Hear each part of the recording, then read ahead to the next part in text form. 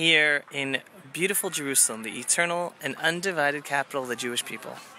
Today, we are going to focus upon the brilliance of God in this system of life that we call Judaism, the Jewish people, Jewish nationhood, with the focus on family. Anyone familiar with the Jewish lifestyle knows that a central, key aspect to living a Jewish lifestyle is family. Everything we have in Judaism is family-centric, is focused on children, educating children, passing on the traditions to children, telling the stories to children. Family is essential. Now, that doesn't mean someone without a family is not welcome in Judaism.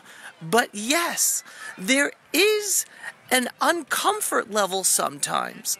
Two people who are at an age of marriageable age, not married, not yet with children, and living as part of the Jewish community when, yes, everything is family-centric. But the beauty, the unbelievable beauty of Judaism and of God's brilliance is understanding that, first of all, life is about giving over. And children, you are in a giving state. As a parent, you are in a giving state. You always have to give. You have to be selfless. God is teaching us we are supposed to be selfless.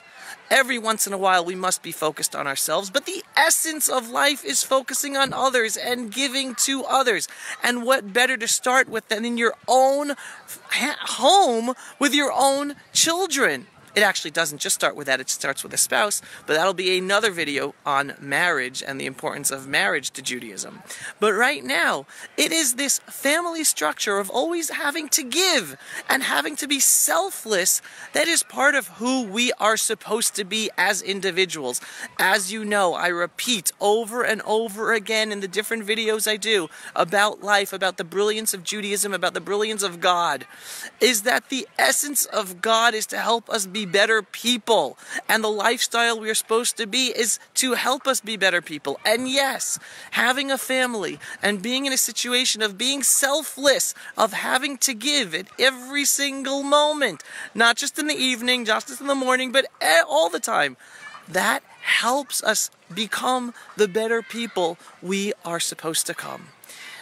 And in terms of children, they add happiness with all of the frustration of raising children, because it's always frustrating. No matter how much you try, your children are their own individual people, and they're going to go in their own directions, just like you went in your own direction when you were a child and you were growing up.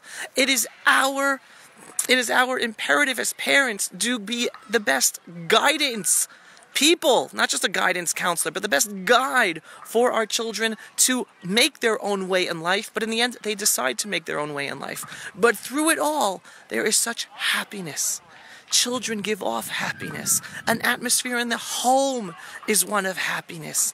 And that helps by having children. When someone is single, you don't have that built-in happiness in the home. And yes, that is the challenge when you're single, or a challenge when you're married without children. And they are hard challenges.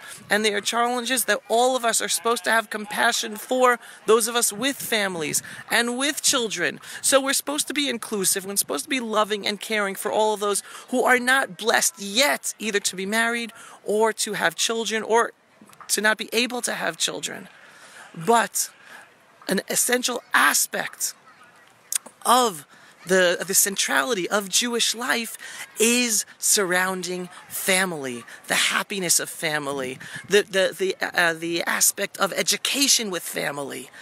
It is a beautiful, beautiful thing. So this is something that God gives over to mankind by instituting it in the life cycle and the life system of the Jewish people. But again, the point I always try to give over to everybody, while God uses the Jewish people as an example, it's in order for other peoples around the world to learn from. So yes, this isn't something that should just be important to Jews. This is something, a family structure, having children, having as many children as one can have and be able to deal with them as best as possible. That is something for all of mankind to enjoy in order to make the world a better place, for each and every one of us to be better individuals and to spread happiness in our own lives and those around us. With that, I will say Shabbat Shalom from the beautiful, ancestral, and eternal, undivided city of the Jewish people, Jerusalem. Thanks for watching, everyone.